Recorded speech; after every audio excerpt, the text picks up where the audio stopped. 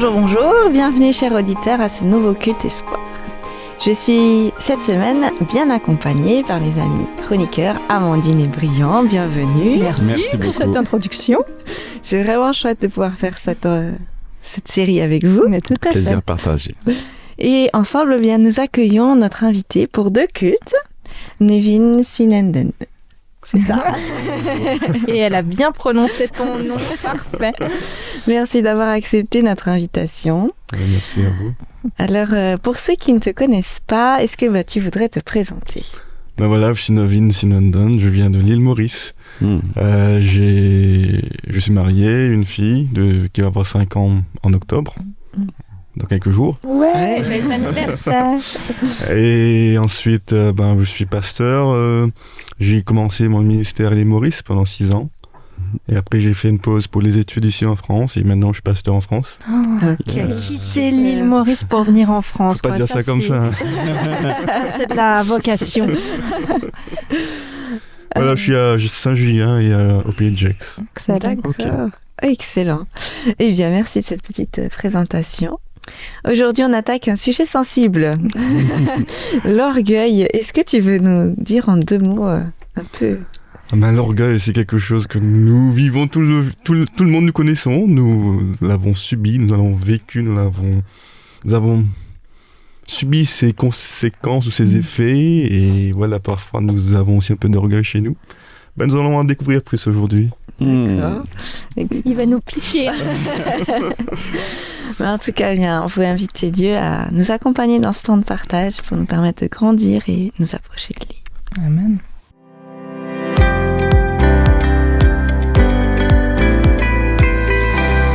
Bon, Nevin, tu nous proposes aujourd'hui, comme on vient de dire, un thème pas évident, l'orgueil. Et puis j'ai choisi de préparer notamment la chronique Dieu dans ma semaine. Oh là là, l'introspection et la réflexion en tête à tête avec Dieu que j'allais devoir faire. Bon, en même temps, j'avais qu'à juste choisir une autre chronique et laisser mes collègues du jour s'y frotter. Mais non, en vrai, c'est un vrai plaisir de relever les défis que cette chronique m'invite à vivre avec Dieu. Et puis de toute façon, j'embarque après souvent Brian avec moi dans mes chroniques. Ouais, et ça a pas loupé. Voilà. Alors, j'ai des défauts que mon mari, mes proches, mes moins proches, ont la bienveillance ou pas de me faire remarquer.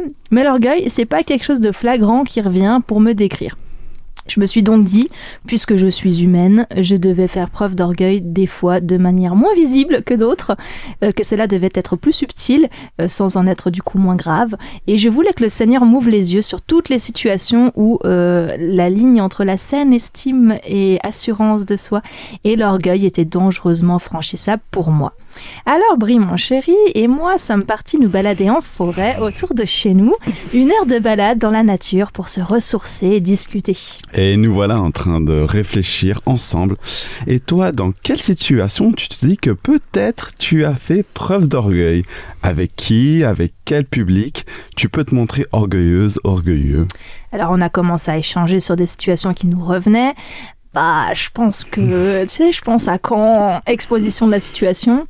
T'en penses quoi ? Analyse de la situation évoquée, piste de réflexion sur le pourquoi du comment. Bref, cette réflexion sur l'orgueil nous a fait réaliser qu'elle était liée à beaucoup d'autres choses, beaucoup d'autres thèmes. L'estime de soi, l'ego, la confiance, l'identité, le regard sur l'autre, les préjugés dont tu vas parler la semaine prochaine, Nevin. Et au fil de la discussion, nous avons réussi à petit déceler des domaines dans nos vies, des situations où nous pouvions potentiellement être attaqués par le mal et faire preuve d'orgueil. Être des chrétiens engagés, ça peut rendre orgueilleux. Servir dans la musique, ça peut rendre orgueilleux. Pour d'autres, réussir dans ses études, avoir un travail qui rémunère très bien, avoir une belle maison, les biens qu'on possède de manière générale, avoir la famille qu'on projetait d'avoir, savoir faire quelque chose d'un peu unique, être beau selon les critères de la société. Et je pourrais continuer encore longtemps. Nous voilà bientôt arrivés à la fin de la balade.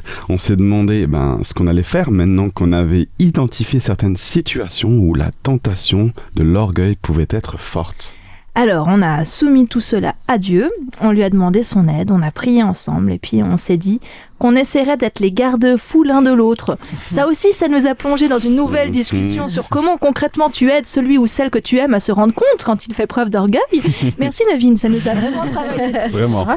On a trouvé nos pistes à nous et on demande à Dieu de nous aider. Alors, petite conclusion de ce court partage. Petit 1, se balader dans la forêt, ça fait du bien pour le corps et pour l'âme. Petit 2, quand tu demandes à Dieu de t'ouvrir les yeux, ça pique parce qu'il répond, mais c'est salvateur. Hein. Il te laisse pas galérer tout seul avec ce que tu as réalisé. Il t'accompagne et t'aime très fort malgré tes défis. Petit 3, c'est chouette de pouvoir trouver une personne de confiance avec qui pouvoir échanger sur ces sujets un peu épineux, avec qui prier ensemble. Et petit 4, se rappeler qu'en Jésus, on a déjà la victoire. La clé, ça reste et ça restera Jésus. Yes, et pour conclure cette chronique, je te propose d'écouter un rap de Mick, qu'on connaît beaucoup ici. Le titre s'intitule « Près de vous », dans lequel, lui, le musicien chrétien, l'artiste reconnu au service de Dieu, implore les prières, l'intercession de son public croyant pour l'aider à lutter contre l'orgueil.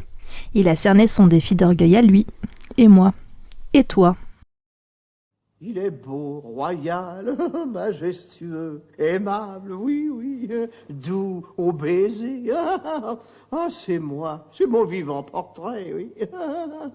Aïe, aïe.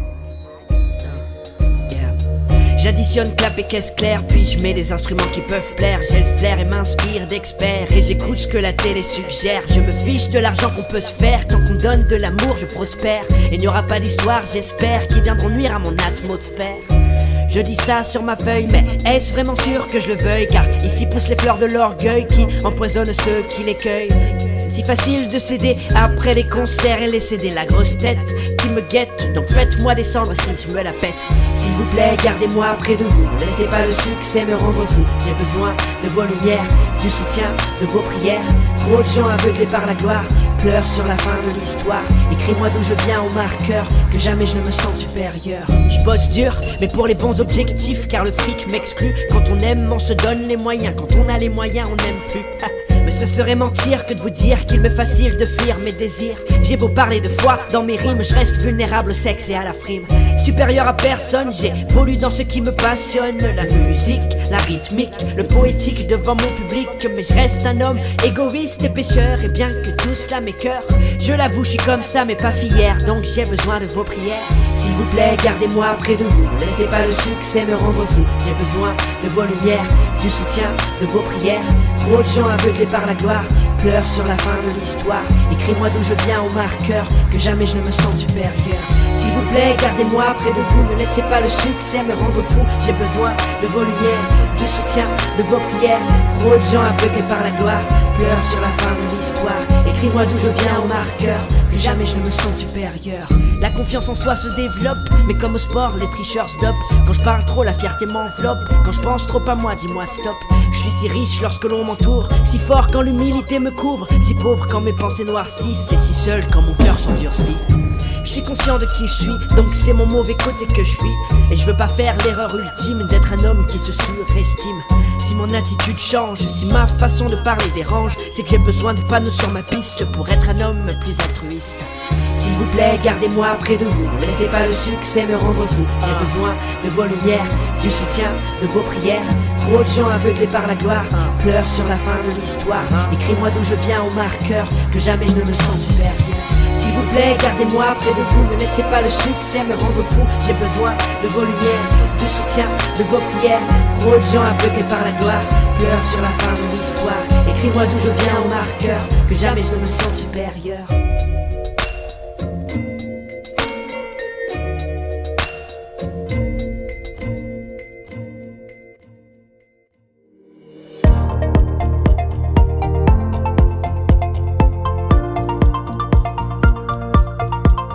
La promesse du jour que j'aimerais te partager se trouve dans la première lettre de Pierre, au chapitre 5 et le verset 6.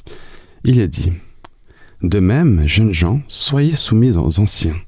Tous revêtez-vous de l'humilité dans vos rapports mutuels, car Dieu résiste aux orgueilleux, mais il accorde sa grâce aux humbles. » Alors l'un des mots qui est employé pour définir le mot humilité est le mot niveler, qui veut dire remettre à niveau. Et ça m'a tout de suite fait tilt, car il y a quelques semaines, moi j'ai dû refaire mon jardin et j'ai dû niveler le terrain pour que l'herbe puisse pousser tous au même niveau. En fait, on fait généralement ça pour avoir un beau jardin, un jardin harmonieux. Eh bien, je crois que j'aime l'idée que Dieu souhaite que nos rapports soient nivelés, des relations saines, restaurées où personne n'est plus haut que l'autre. Alors que Dieu t'accompagne comme il le fait jusqu'à présent et que cette promesse fasse écho dans ta vie.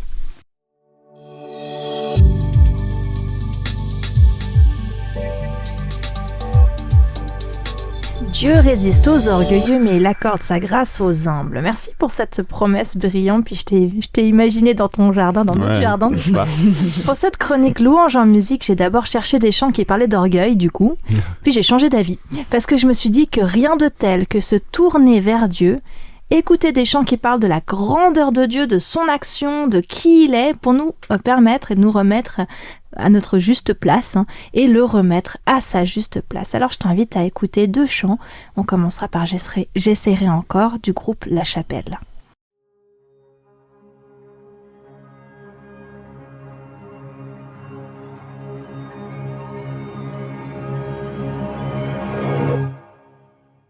Comme l'enfant jouant sur le sable, croyant qu'il peut vider la mer. Je me tiens devant l'inexprimable, l'amour plus grand que l'univers. Tu es Dieu, éternel et infini. Tu es Dieu, qu'aucun mot ne peut décrire. Mais j'essayerai encore.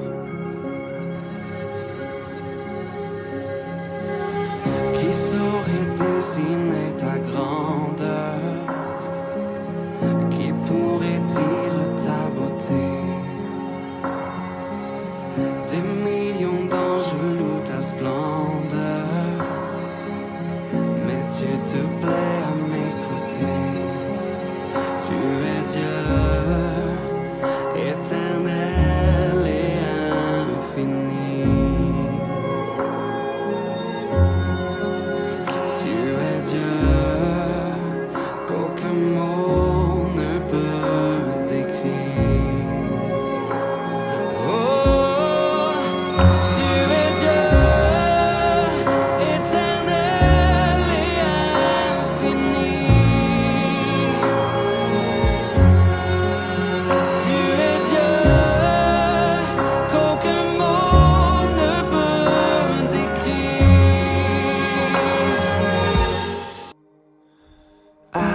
Adorons Jésus, prosternons nos cœurs, inclinons nos vies.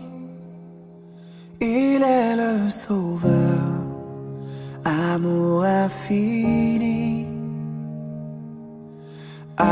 Adorons Jésus, nous levons nos mains pour lui rendre gloire.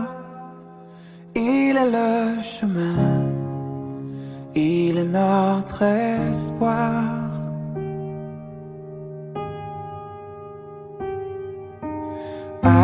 Adorons Jésus, prosternons nos cœurs, inclinons nos vies. Il est le Sauveur, amour infini. Adorons Jésus, nous levons nos mains pour lui rendre gloire. Il est le chemin, il est notre espoir.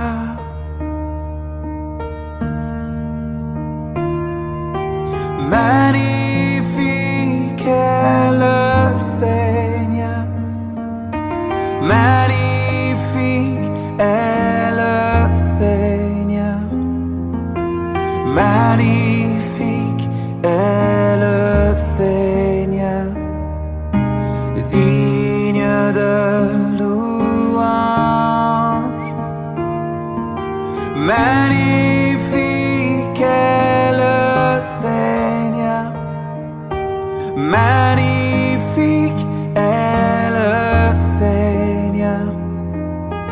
magnifique est le Seigneur, digne de louange. Oh, tu es digne, tu es digne de recevoir la louange et la gloire.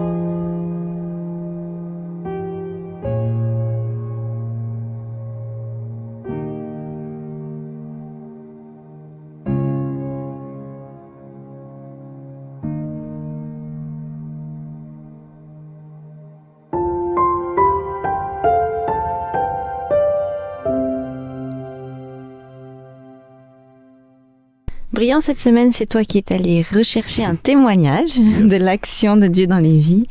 Qui vas-tu nous introduire? Alors, c'est une personne qui s'appelle Chris Compion. Alors, auditeur, auditrice, peut-être que tu le connais déjà. C'est un pasteur chrétien largement diffusé sur Internet. Tu peux notamment trouver des prédications de lui sur YouTube. Alors, Chris a vécu longtemps dans le monde forain, une profession passion qui s'est transmise de père en fils. Et dans l'extrait du témoignage qui va suivre, il explique le cheminement qui l'a amené à se rendre compte de son orgueil. Et surtout, le chemin qui l'a amené à se rapprocher de Jésus.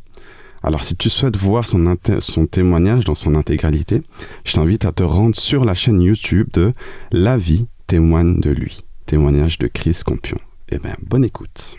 La vie a fait de moi quelqu'un un petit peu, si vous voulez, en retrait, mais toujours assez en avant. Alors je m'explique. En retrait parce que je me donnais pas pleinement. Mais j'aimais quand même prendre les choses en main. Mon père m'a toujours appris justement à être un homme. Et puis chez nous, un homme, c'est quelqu'un qui prend des décisions, qui s'affiche, qui s'affirme, qui n'a pas besoin de s'excuser même s'il a tort, qui a besoin justement de désigner les choses par le doigt et mettre des noms à ces choses-là. Je vais être honnête aujourd'hui devant vous, devant ma propre personne et devant le Seigneur, je me croyais quelqu'un. Et je pense que le plus grand des problèmes pour l'être humain, c'est de se croire quelqu'un et de croire qu'il a besoin de personne. D'arriver devant l'épreuve et pouvoir franchir ces épreuves tout seul. Pas avoir besoin de son prochain, puis encore moins avoir besoin de Dieu. Et puis on a été élevé dans un contexte qui était comme ça. Puis un forain, depuis son plus jeune âge, on lui a pas appris à travailler pour quelqu'un, on lui a appris à devenir patron. À être fier de ce qu'il est, à commander sa femme, à dire à ses enfants fais ci, fais ça, t'as pas besoin de l'école. C'est notre éducation. Et quand l'évangile est venu frapper mon cœur, ça a été une tornade dans ma vie. J'ai pas fait 50 assemblées, 50 réunions. J'ai été à une réunion pour faire plaisir à la fille qui est devenue ma femme aujourd'hui. Elle était mate de peau, elle était blonde, elle était du sud. Elle me dit, est-ce que tu veux venir à la réunion? Ben, j'ai flanchi les genoux. Mais je vous dis la vérité, moi je suis un garçon de Paris. Et je savais que dans le milieu des Tziganes, il y avait des gitans du sud qui étaient devenus des évangélistes, des chrétiens. Ils prêchaient très fort. Ils jouaient très très bien de la musique. Donc quand je suis rentré dans cette réunion, je dis ils vont créer quelque chose et ils vont essayer en quelque sorte avec une atmosphère particulière de toucher mon cœur, de toucher mes sentiments. Donc je suis rentré avec une colère dans la réunion parce que je me suis senti comme un, je sais pas comment je pourrais dire, comme un petit ver qui allait se faire manger. Vous voyez ça? Et je suis rentré pas disposé dans la réunion. Alors forcément, ils ont joué de la musique. Ils chantaient très bien, ils ont prêché très fort. Et je dis, ça y est, ils sont en train de créer l'ambiance. Et là, dans mon cœur, il y a eu comme une révolte. Et je suis parti de la Réunion. Et quand je suis parti de la Réunion, la fille qui m'avait emmené m'a demandé comment j'avais trouvé cette réunion-là. Et moi, pour moi, aller savoir pourquoi, je croyais que être chrétien était quelque chose que les gitans avaient adopté pour être moderne. Et pour moi, quelqu'un qui n'était pas gitan ne pouvait pas être chrétien. Allez savoir pourquoi, c'était comme ça dans mon esprit. Et je lui ai dit ça simplement, je lui ai dit, si tu m'emmènes dans une réunion où il n'y a aucun gitan, je dis peut-être que je reviendrai. Et elle m'a dit, en ville à Perpignan, elle a dit, il y a une église comme ça, puis elle m'a invité à cette réunion, j'y étais. Mais là, j'y ai pas été pareil. J'y ai été, si vous voulez, avec une autre approche. Parce qu'un gitan qui sait pas lire, qui sait pas écrire, moi qui a besoin de personne, qu'est-ce que vous voulez qu'il m'apprenne? Une sorte de fierté qui aujourd'hui, on appelle ça de l'orgueil. Hein. Je suis rentré dans cette réunion-là, j'ai vu un monsieur bien habillé, un monsieur qui parlait calmement, avec pas une musique forcément que j'aimais. Moi, j'étais musicien, guitariste avec mes goûts à moi, mais j'ai compris une chose. C'était que le message qu'ils avaient annoncé chez les gitans et le message qu'ils annonçaient ici, c'était le même. J'ai compris que c'était pas dans un volume sonore ou dans une manière de faire, c'était qu'il y avait réellement un message qui était derrière. Et quand je suis sorti de cette réunion-là, j'étais à Perpignan et j'ai été pour me prendre un billet d'avion à l'aéroport pour retourner chez moi à Paris. Et là, il y a une voix qui résonnait dans mon esprit, dans ma tête. Et ça faisait « Pardonne-leur car ils ne savent pas ce qu'ils font. Pardonne-leur car ils ne savent pas ce qu'ils font. » Et je pensais avoir vu ça à la télé, écouté ça dans une émission de radio quelque part. Et j'écoutais, je réalisais pas que c'était des mots de la Bible, que c'était ce que Jésus était en train de dire sur la croix quand il était en train de mourir pour moi. Je roule, j'arrive dans l'aéroport. Imaginez-vous la scène. Bonjour madame, pouvez-vous me mettre un billet d'avion pour retourner à Paris? Et là, la voix se fait résonner dans mon cœur, mais comme une épée qui a traversé mes pensées et qui est rentrée dans mon cœur.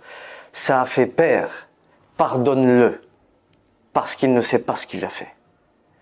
Et là, je me suis mis à pleurer. Il y a deux sentiments qui ont envahi mon cœur. J'ai eu envie de demander pardon et de dire merci à Jésus. En même temps, j'étais chamboulé. Je suis parti dehors en courant. Et moi, j'étais un homme du monde, un garçon qui buvait, un garçon qui fumait, un garçon qui se battait. Et il y avait un garçon qui m'attendait dans la voiture. Il me voit sortir en pleurant et croyait que je m'étais battu dans l'aéroport.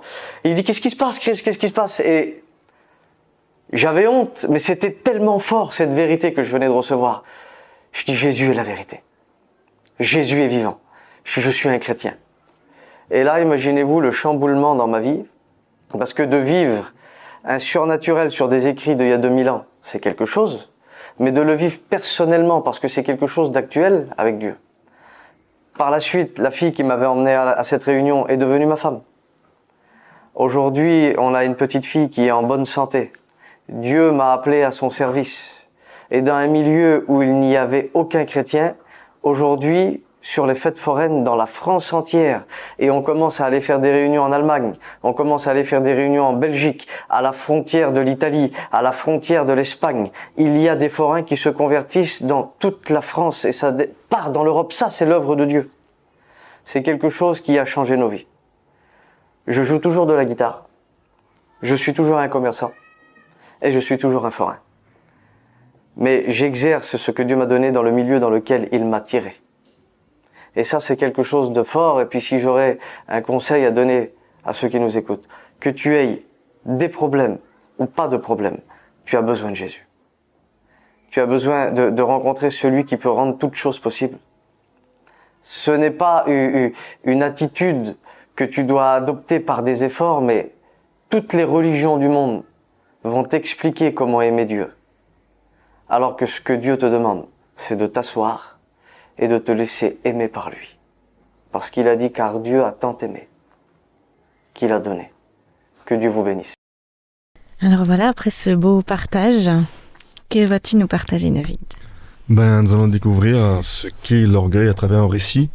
Je vous propose de trouver à travers le récit de Nabuchodonosor, un roi de Babylone. Si vous voulez lire plus davantage sur ce récit, vous pouvez trouver cette histoire dans la Bible, dans ce qu'on appelle la première partie de la Bible, le Premier Testament, dans une section de cette partie qui s'appelle le livre de Daniel. Alors pendant cette histoire, je voudrais que tu te poses la question, est-ce que je me retrouve dans le comportement de ce personnage? C'est l'histoire de Nabuchodonosor, un homme de pouvoir et très puissant. C'était le chef d'une grande nation. Nous sommes au 6e siècle avant Jésus-Christ et Babylone était la puissance montante de l'époque. selon les historiens, Babylone exerçait une profonde influence politique, sociale et culturelle sur le Proche-Orient.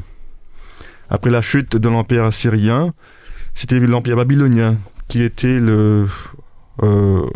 l'Empire montant. Ainsi, Nabuchodonosor, c'était le leader de cet empire. Il guidait souvent ses troupes à la bataille. C'était un vrai conquérant. C'était le Napoléon de l'époque. Alors il s'attaquait cette fois-ci au peuple de Juda. Ceux-ci étaient les frères des autres Hébreux qu'il avait déjà conquis. Le royaume de Juda, pourtant, il présentait une résistance plus grande. Et eux attribuaient cela à leur confiance qu'ils plaçaient en Dieu, celui qu'ils appelaient le Dieu unique, l'Adonai, le « Je suis ». Or, le nom de ce Dieu avait rempli souvent plusieurs nations environnantes de frayeur et de crainte, car ce Dieu avait fait des miracles et des prodiges pour ses adorateurs. Mais Nabuchodonosor ne craignait pas cet Adonai. Lui, il disait, mais qui est cet imposteur d'Adonai ? Il allait vite savoir. Non, en tout cas, il haranguait. Et il disait, moi, j'ai déjà défié ses enfants. Et je vais encore les vaincre. Et ainsi, il va le faire. Présomption ou estime exagérée, mais Nabuchodonosor va vaincre effectivement le royaume de Juda. Et pour démontrer sa supériorité, qu'est-ce qu'il va faire ? Il va prendre les objets sacrés du temple des Hébreux et va le mettre dans la maison de son Dieu. Aïe, aïe, aïe. Oui, si d'aucuns avaient des doutes sur qui était le plus grand, ben voilà, il n'y a plus de doute, c'est lui, le plus grand, c'est lui, le Dieu des dieux. Mais était-ce seulement une question de pouvoir ? C'était parce qu'il était quand même le leader le plus grand de l'époque. Peut-être qu'il y avait plus, car il était l'homme le plus puissant de son monde. Et pourtant, il se conduisait comme un roi qui se sentait menacé. Comme quelqu'un qui sentait qu'il y avait quelque chose de plus grand. En cause, c'était la divinité, le Dieu des Hébreux. Alors tout commença par un rêve qu'il va oublier. Il ressentit pourtant l'importance de ce rêve parce que la croyance de l'époque, c'était que les dieux se révélaient aux hommes, surtout aux rois à travers les songes. Mais puisqu'il l'avait oublié, il se sentit impuissant. Alors il va faire appeler ces magiciens, ces astrologues qui avaient vocation d'expliquer et d'interpréter les rêves. Mais il va leur demander l'impossible. Il va non seulement leur demander de l'interpréter le rêve, mais il va leur demander de... Te dire c'est quoi le rêve. Exactement, mais c'est pas possible, n'est-ce pas ? Qui peut faire cela ? Et il va le faire sous menace de mort. Compliqué. Il est difficile ce monsieur. Hein. Ben, imaginez-vous la réaction des magiciens. Ils se sont dit on va mourir quoi. Pas seulement. Ils vont prendre courage et ils vont dire mais ce que le roi demande est pas raisonnable. Pas juste quand même là. Ta raison te fait défaut, roi. Réfléchis donc, malgré ta position si grande, ta requête est insensée. Comparé aux autres rois, tu commets ici une grave erreur. Il n'y a personne qui puisse le dire au roi excepté les dieux, dont la demeure n'est pas parmi les hommes. Eux, ils avaient compris. Mais le roi, non. Imaginez-vous la colère qui va remplir Nabuchodonosor, n'est-ce pas ? Et il va éclater de colère parce que, en tant que roi, il avait l'assurance quasi constante d'avoir raison. L'orgueil, hein. L'orgueil rendit le roi aveugle à ses propres défauts et lui fit refuser a priori toute critique et haïr tout reproche et toute réprimande. Et lui rendit intolérable d'être commandé et de devoir se soumettre à qui que ce soit. N'est-ce pas ici les traces de l'orgueil ? Et il va ordonner qu'on fasse périr tous les sages de son royaume. Il accepte de tout perdre. Mais ironiquement, c'est Daniel, un Hébreu, qu'il avait capturé et qui était à son service comme un sage, qui va lui relater et interpréter le rêve. Et ce Daniel, il va préciser avant de dire au roi son rêve, il va préciser, mais tu sais, le roi, c'est le Dieu qui est dans les cieux, mon Dieu, et mon Dieu hébreu qui m'a révélé ce rêve et qui te donne l'interprétation maintenant. Voilà, ça c'est dit. Eh oui, et bam encore. Et voici l'interprétation. Ton règne ne sera pas un règne éternel. Ton royaume, il sera simplement temporaire. Parce que le royaume éternel et celui qui contrôle l'histoire, c'est mon Dieu. C'est le royaume de mon Dieu. C'est le royaume de Dieu et non le tien. Là, Nabuchodonosor va accuser la défaite. Il va reconnaître qu'il y avait plus grand que lui, il va se prosterner devant Daniel, il va reconnaître la grandeur de son Dieu. Mais son orgueil avait été blessé. Pourtant, quelques temps après, il va décider d'aller contre l'interprétation de ce rêve. Il va construire, avec l'esprit de contradiction de l'orgueilleux, va construire un monument complètement en or. Parce que dans la vision qu'il avait reçue, c'était simplement la tête qui était en or. Ici, il va construire un monument qui était complètement en or. Et il va demander à tout le monde de se prosterner devant cette statue. Mais les amis de Daniel ne vont pas le faire. Lorsque le roi va voir cela, il va se mettre en colère encore une fois, il va les menacer de mort, il va faire surchauffer un four, il va les jeter, les 3 amis de Daniel, pieds et mains liés, dans le four, et ensuite il va regarder dans le four. Que voit-il dans le four maintenant ? Au lieu de voir 3 hommes, pieds et mains liés, qui souffraient, il va voir 4. 4 hommes, les pieds et les mains libres. Et le 4e homme ressemblait à un être divin. Encore une fois, ébahi, Nabuchodonosor va faire ouvrir le four et les 3 hommes vont sortir de ce four, pieds et mains libres, et encore intacts, pas de marque de blessure. Incroyable. Leur Dieu les avait protégés, une fois de plus. Et Nabuchodonosor va encore une fois de plus être touché, il va se prosterner à nouveau, son orgueil va être blessé. Celui contre qui il luttait était plus fort que la mort. Mais est-ce qu'il avait compris ? Ça, c'est la question. Cet événement l'avait fait changer d'avis peut-être. Il va avoir un autre rêve. Il ne l'oublia pas cette fois-ci. Mais une fois encore, ce fut Daniel qui va venir pour interpréter ce rêve. Et c'était cette fois-ci un message d'avertissement de la part de Dieu. S'il ne changeait pas d'attitude, cette attitude arrogante, hautaine, ce comportement orgueilleux, il lui arriverait quelque chose de terrible. Mais une fois encore, le roi fit fi de ce message. Il se montra encore plus arrogant, hautain et orgueilleux. Il ne reconnut pas la main de Dieu dans sa vie. Après un temps, exactement selon son rêve, il va tomber au plus bas. Il perdit tout. Son trône, son royaume, sa fierté, sa personne. Il va devenir comme un animal pendant 7 ans. À la fin de cette période, quelque chose de miraculeux se produit cependant. Et maintenant, il va raconter ce qui va se produire. Il va dire « Je levai les yeux vers le ciel et la raison me revint. Je bénis le Dieu grand. J'ai loué et glorifié celui qui vit éternellement, celui dont la domination est une domination éternelle et dont le règne subsiste de génération en génération. Tous les habitants de la terre ne sont à ses yeux que néants. Il agit comme lui plaît avec l'armée des cieux et avec les habitants de la terre.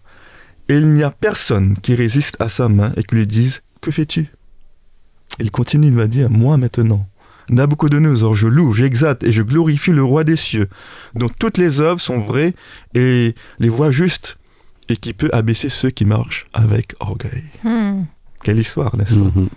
L'orgueil. Oui, un mal qui est imperceptible à l'œil nu. L'orgueil est un mot que nous confondons souvent avec ambition, avec pouvoir. Bien que le concept de l'orgueil inclue la notion de fierté, d'ambition, de pouvoir, il dépasse tout cela, car l'orgueil concerne l'être intérieur. Il concerne l'opinion qu'on a de soi, la vision qu'on a de son ego. L'orgueil, c'est quoi ? C'est refuser de reconnaître ses limites. C'est de se croire sans limite. Oui, certains diront qu'il faut un peu d'orgueil quand même pour réussir dans le monde actuel. La vérité est que la société est devenue tellement centrée sur soi que pour réussir, l'autre est souvent perçu comme celui qu'il faut écraser, battre, mettre de côté. Quelqu'un va dire « Nous sommes dans une société où, par le biais des réseaux sociaux, une promotion de soi inquiète et constante est encouragée, au cas où les autres ne penseraient pas à nous regarder. » Et quelqu'un d'autre va dire ceci « Vouloir prendre confiance en soi est une bonne chose. » Mais le faire en essayant de se hisser au-dessus des autres n'est pas l'idéal. Car à force d'avoir un comportement orgueilleux, on s'identifie à ce comportement et on le devient. Alors l'orgueil serait-il donc un mal nécessaire ? Pas du tout. Parce que l'histoire de Nabuchodonosor nous montre qu'au final, l'orgueil est au service de la personne elle-même. Parce que la première préoccupation de cette personne, c'est elle-même. Elle ne reconnaît d'autre autorité que la sienne. Au milieu d'une foule, l'orgueilleux ne voit rien d'autre que sa personne et ses biens. Mais il y a plus aussi. Ne pas voir l'autre, c'est aussi ne pas voir Dieu. Ne pas reconnaître l'existence, la présence, l'influence et l'œuvre de Dieu autour de soi. C'est faire tout pour tenter de le contrer, de le contredire, de l'anéantir, de le combattre. C'est pour cela que Thomas d'Aquin a placé l'orgueil parmi les 7 péchés capitaux. Parce que pour lui, c'était le péché le plus grave qui existe. Car ne pas reconnaître l'existence de Dieu, la présence et la réalité de Dieu, c'est risquer même de mettre l'humanité et voir soi-même au centre de tout. Mais l'histoire de Nabucodonosor nous enseigne que Dieu aime aussi la personne orgueilleuse. Il l'interpelle. Il est grand, mon Dieu. Il l'appelle. Il lui offre de voir et de ressentir sa présence et son amour. Comme le roi, nous pouvons résister, nous pouvons lutter, nous pouvons nier, nous pouvons menacer, nous pouvons fermer nos yeux. Mais comme lui, nous pouvons aussi, lorsque notre attitude orgueilleuse nous conduit vers le fond, nous pouvons lever les yeux, nous pouvons regarder en haut, nous pouvons lever notre tête et finalement reconnaître la vérité d'un Dieu d'amour. D'un être qui, même en étant plus grand que moi, prend soin de moi et de ceux qui m'appartiennent. Et cela malgré la méchanceté et la dépravation de l'humanité. Oui, l'orgueil se révèle parfois dans une certaine agressivité, une ironie acerbe, une aigreur dans les réponses aux questions d'autrui, une animosité générale. La volonté d'avoir raison, l'attitude du donneur de leçons sont autant de déclinaisons de l'orgueil, tout comme le fait de s'attribuer les mérites et de rejeter la responsabilité des échecs sur les autres. Est-ce que tu te reconnais ici? Oui, l'orgueil détruit et il isole, mais Dieu t'aime. Et il désire te donner la liberté. Tu te poses peut-être la question, pourquoi?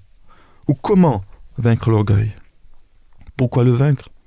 Il faut le vaincre parce qu'au final, il va nous détruire, il va te détruire. Il va détruire tous ceux qui sont autour de toi. Mais comment vaincre l'orgueil? Une première étape peut-être qui est la plus difficile, c'est reconnaître qu'il est en toi. Reconnaître que toi aussi tu peux être orgueilleux. Prendre conscience que cette attitude destructrice t'anime et aussi réaliser ses conséquences en toi. Tu peux peut-être te poser la question, dans le fond, pourquoi est-ce que je veux être le chef de service?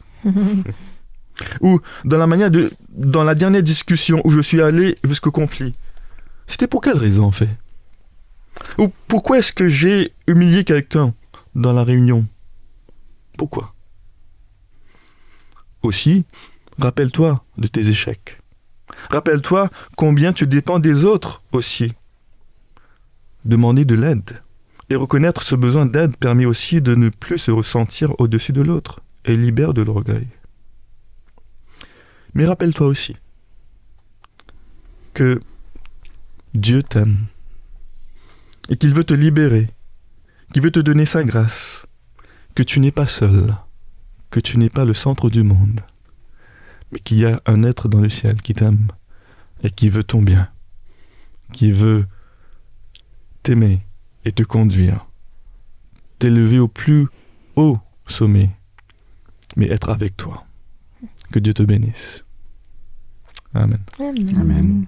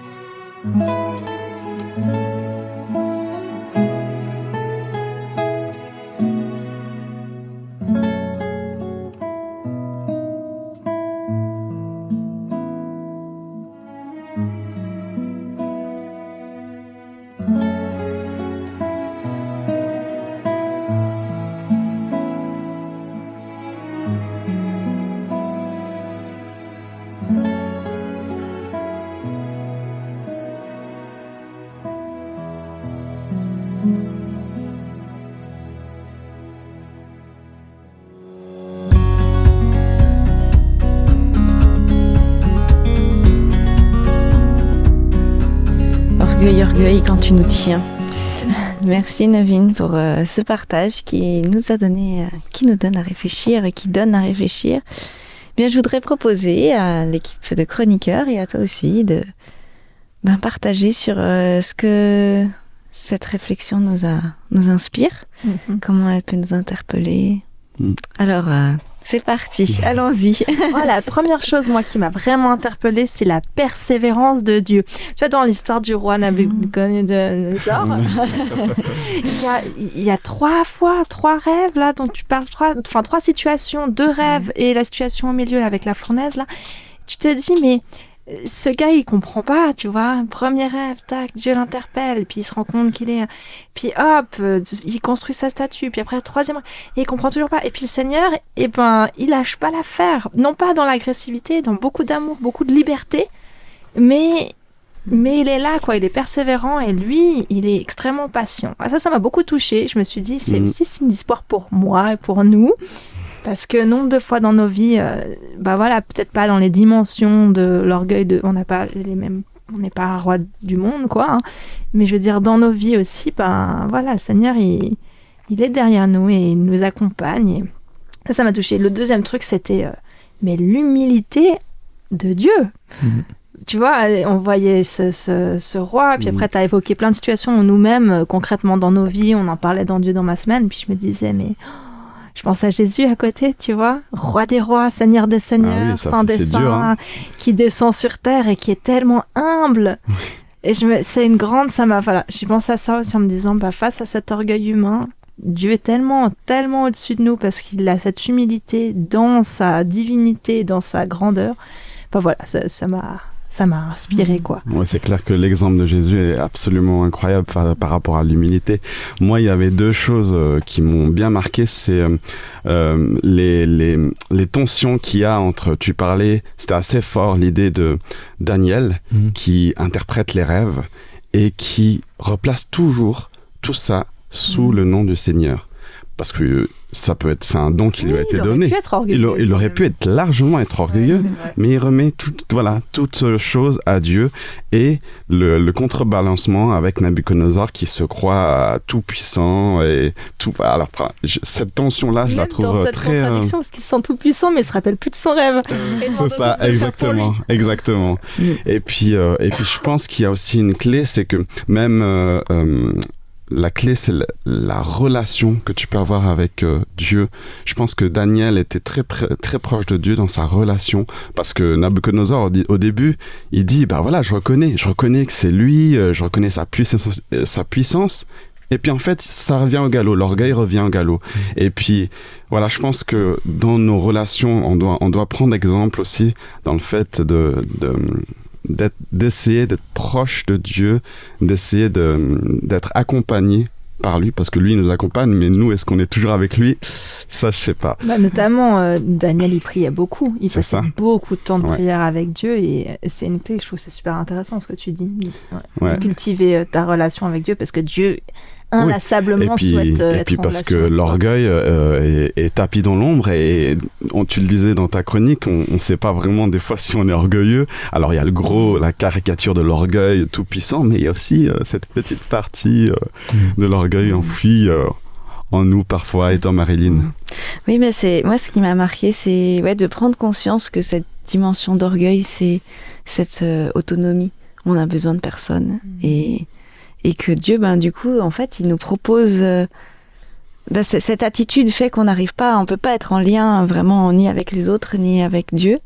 Et que Dieu nous propose de l'humilité pour faire avec nous.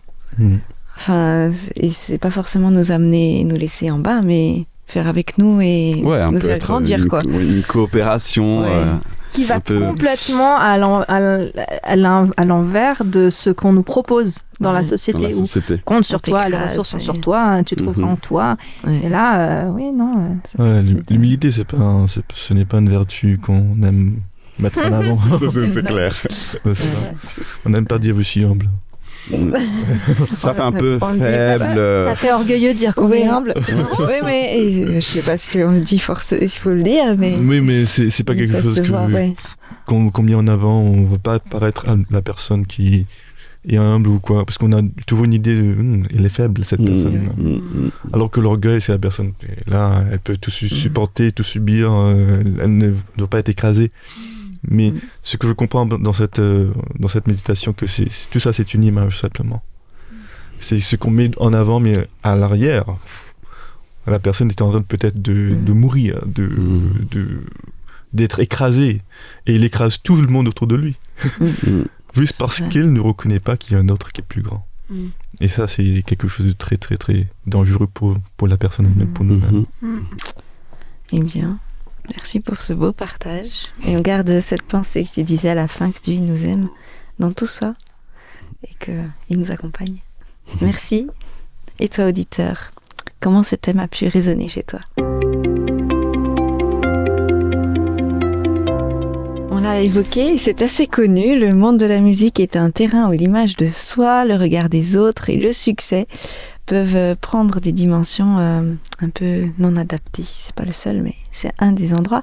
Et dans cette chronique Dieu dans les arts, eh bien, je voudrais partager le parcours d'un conducteur de louanges bien connu du monde chrétien, Matt Redman. Et plusieurs de ses chants sont d'ailleurs interprétés maintenant à travers le monde, en différentes langues. Et ils ont été principalement composés dans son église, Soul Survivor, en Angleterre. Et aussi, ce même nom de son église, ça a aussi été le nom d'un festival qui a eu lieu sur plusieurs années et qui, selon ce qu'il nous partage, a en tout cas accueilli jusqu'à 15 000 personnes sur la semaine. Donc incroyable. C'est quand même... assez sérieux. Assez sérieux. Alors, sur son ministère de louange, eh bien, il a commencé sur les encouragements de son pasteur. Il était dans le groupe de jeunes de son église, et puis son pasteur, Mike Pilavacci, il l'a encouragé à jouer davantage, à s'impliquer, à jouer de la guitare, et commencer à diriger la louange. Alors, il s'est senti privilégié d'être dans cet environnement où on fait naître le talent et où on encourage à avancer. Et puis, avec le temps, ça a aussi été quelque chose de plus graduel, où on apprend, et puis plus on apprend, plus on se rend compte qu'on ne sait pas. Et c'est un peu comme ça qu'il a grandi dans ce ministère. Et il raconte qu'il a vécu une saison troublante en tant que conducteur de louanges, alors que son église était toute jeune, enfin assez récente. Eh bien, il y a eu un changement dans leur vécu de la louange. Il y avait plus cette vibration, où il manquait quelque chose par rapport à ce qui les caractérisait au début. Et bien, entre autres, ils se sont rendus compte que cette adoration n'était plus indépendante des circonstances. Mais il y avait différents facteurs qui influaient le ressenti, la qualité. Est-ce que les gens vont rentrer dans la chanson ? Est-ce que le son est bien ? Est-ce que le conducteur du louange il est apprécié ? Alors, leur pasteur a fait une chose très courageuse. Il a pris le groupe, et pendant une saison, il les a mis en pause. Donc plus le droit de jouer. Voilà, plus le droit de jouer. Plus de culte, voilà. Donc ils pouvaient assister au culte, mais ils ne pouvaient plus l'idée. Voilà, ils n'allaient plus l'idée les temps de louange pendant une saison, une période. Donc c'est un grand... Je pense que c'est une grande décision. Mais c'était pas des vacances. Hein. Il leur a donné un devoir. Dans une petite pièce à côté, dans l'église, et bien pendant ces temps ils allaient prendre sans la technologie, sans musique, sans système de son, sans système de lumière, etc. Eh bien, ils allaient adorer entre eux pour peut-être réapprendre à adorer sans dépendre de toute cette technologie qui était autour. Puis le regard de l'assemblée. Mais oui. Et oui, c'est des éléments qui sont utiles, hein, le son, la lumière, et puis d'avoir des gens avec qui on peut adorer. Mais il ne faut pas que la qualité de la louange en dépende. Et il raconte que ce fut un défi pour ce groupe, mais progressivement, ils ont commencé à retrouver ce qu'ils ont appelé le cœur d'adorateur. Ils ont pu retrouver une nouvelle fraîcheur au sujet de leur approche de Dieu dans l'adoration. Et c'est cette expérience de confinement technologique, comme on pourrait le dire. C'est de cette expérience qu'est né le chant que je vous partage aujourd'hui, le chant terminé. C'est-à-dire, il s'appelle « Je reviens au cœur » et il commence avec ces paroles. Le chant terminé, le rideau retombe. et je viens simplement porter mon offrande. C'est le témoignage de ce qu'ils ont vécu ensemble dans leur groupe. Chant terminé, le rideau retombe, je viens simplement porter mon offrande, car j'ai le désir de réjouir ton cœur. Le chant terminé, le rideau retombe, je viens simplement porter mon offrande, car j'ai le désir de réjouir ton cœur. J'apporte plus qu'un beau chant, chanter ne suffit pas pour répondre à ton appel. Les apparences sont trompeuses, tu vois bien au-delà. Oh Dieu, tu sondes mon cœur. Je reviens au cœur de la louange pour tout centrer sur toi. Centré sur toi, Jésus. Oui, je renonce à tous mes faux semblants pour tout centrer sur toi. Centré sur toi, Jésus.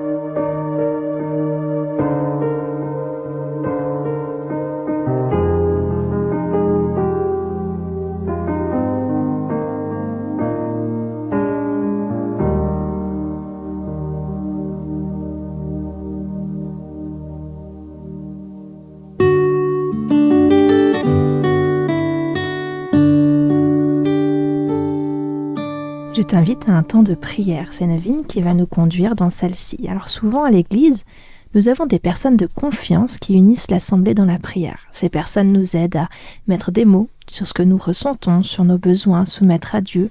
En tant qu'église, nous pouvons demander pardon à Dieu, nous pouvons dire du bien de Dieu, nous pouvons implorer son aide. C'est ce que nous allons faire ensemble, car là où 2 et 3 sont réunis, le Seigneur se tient au milieu d'eux. Alors si tu es d'accord avec ce que Nevine aura dit, en notre nom à tous, tu pourras dire Amen à la fin de la prière. Et cher auditeur, chère auditrice, sens-toi libre également de poursuivre cette prière chez toi avec tes mots, en parlant de ta situation, de tes besoins, en élevant tes propres louanges. Prions. En effet, Dieu notre Père, celui qui nous a créés, celui qui nous connaît, celui qui nous aime. Tu me vois tel que je suis en cet instant. Tu me connais. Tu connais mon être et mes pensées. Tu connais ce qui m'habite. Tu connais ce qui me trouble. Je suis devant toi et je suis à nu. Et je n'ai pas peur.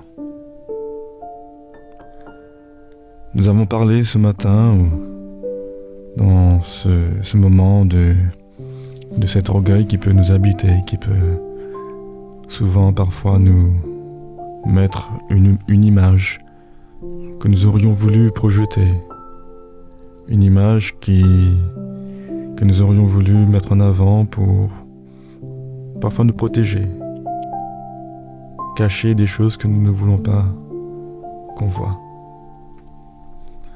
Mais aussi, ce matin, pendant cette émission, nous avons aussi appris que souvent, à travers l'orgueil, nous faisons du tort. Du tort à nous-mêmes, du tort à ceux qui nous entourent, du tort à ceux que nous aimons. Et alors que tu mets dans notre cœur cette réalisation, cette reconnaissance, nous te prions de nous pardonner pour le tort que nous avons pu commettre à ceux qui nous entourent, à nos amis, à nos proches, à nos collègues, à notre famille ou à nous-mêmes. Peut-être nous sommes comme Nabucodonosor, que nous avons lutté contre cette réalisation et contre ta présence dans notre vie. Et peut-être que nous sommes au plus bas maintenant. Mais tu nous invites à relever la tête. Tu nous invites à regarder vers toi. Tu nous invites à pouvoir reprendre conscience, reprendre confiance, à avoir de l'espoir à nouveau. Mais pas de l'espoir basé sur ce que nous sommes, sur ce que nous pouvons faire, mais basé sur ce que toi, tu veux faire en nous. Alors, je te prie, relève ma tête et que tu puisses me remplir ma vie de ta présence et me remplir de confiance en toi et me diriger dans les lieux que tu veux, dans ce que tu veux que je fasse. Que je sois une bénédiction, que je sois une source de joie maintenant pour ceux qui m'entourent et pour toi. Merci de nous écouter. En ton nom, nous te prions, au nom de Jésus. Amen.